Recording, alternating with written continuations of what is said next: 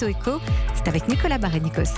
Nicolas Barré, directeur de la rédaction du journal Les Échos. Avec ce tournant important pour l'Europe, la Banque Centrale Européenne a décidé de mettre fin à son programme de soutien à l'économie qu'elle menait depuis 3 ans.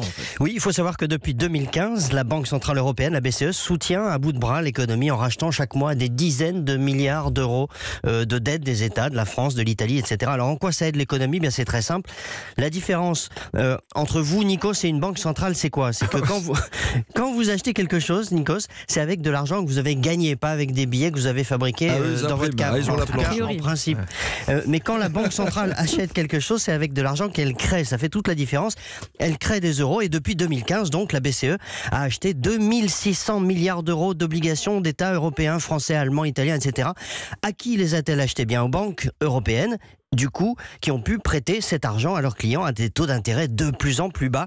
Et si vous empruntez aujourd'hui à 1,5%, par exemple, pour acheter un logement et pas à 3% ou à 5%, eh bien, c'est grâce à cette politique de la BCE. C'est grâce à la BCE. Donc la BCE arrête d'imprimer des planches, en fait, mais pourquoi ? Parce qu'elle considère qu'elle a atteint son but. À l'époque, en 2015, il fallait éviter l'effondrement de l'économie européenne qui était menacée de déflation. C'est le cas aujourd'hui, ça a réussi. Sans cette politique, d'ailleurs, la croissance serait à 0 aujourd'hui. Or, elle est à peu près à 2%. Et puis, d'autre part, la BCE estime que sa politique de rachat de dettes des pays européens ne pouvait pas continuer comme ça indéfiniment parce que ça n'incite pas les États à faire attention à leurs comptes. Alors, est-ce que l'arrêt de cette politique signifie que les taux d'intérêt vont grimper en flèche ? Je vous rassure, non, pas tout de suite. Les taux d'intérêt, y compris immobiliers, vont rester très bas encore longtemps.